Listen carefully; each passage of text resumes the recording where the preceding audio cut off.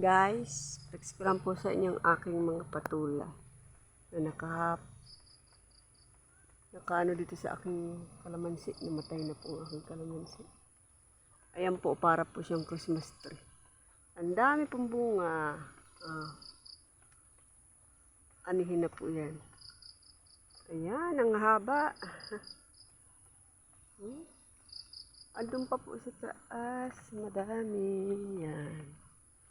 Ayan po.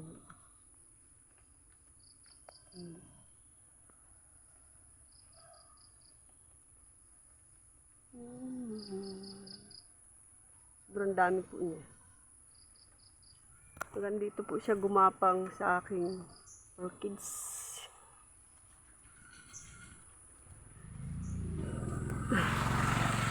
Ito po.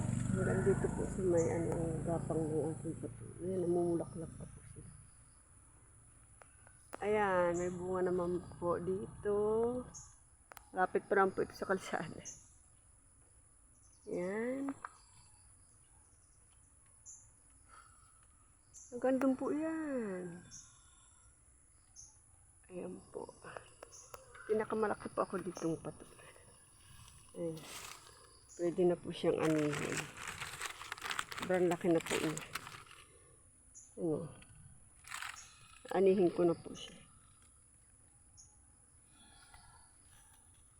Mga habaan po ito ay. Patulang ito.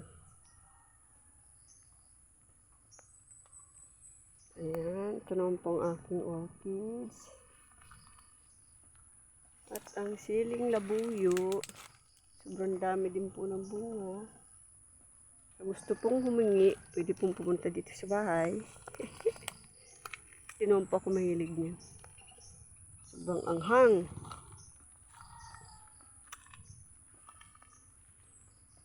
Hindi po gaano namumulaklak ang mga orchids ko.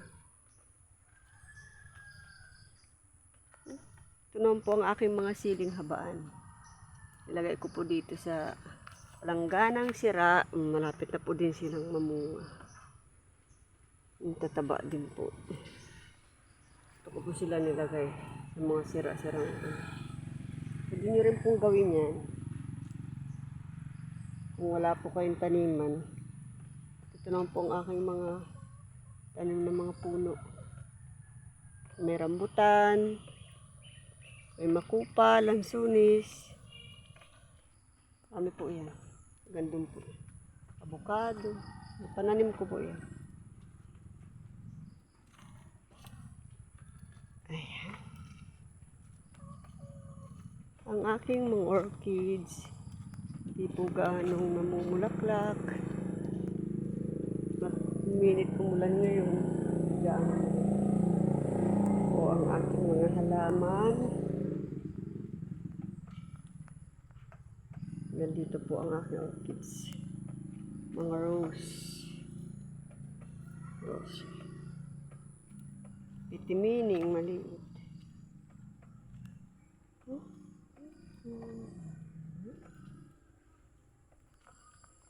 Ito po ay rambutan, kaso hindi po siya babae.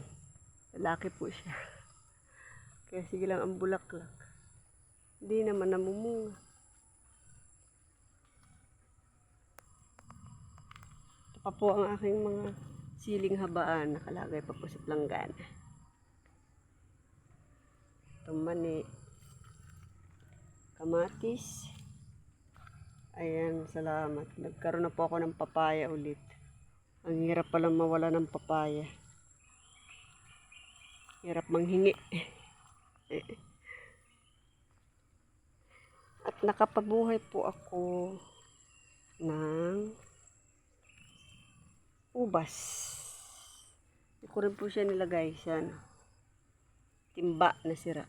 Ito ko po siya gapang. Ayan. Ayan guys, sana po ay talong. Pagkaroon po kayo ng para sa pagtatanim. Magka-idea sa mga walang bakuran, yung maliliit lang na bakuran, ganyan lang. Lalagay nyo lang sa mga plangganang sira o timba, pwede na kayo magtanim. Kaya sa sako, pwede na rin po. Salamat guys, sana po ay may natutunan kayo sa aking pinakita.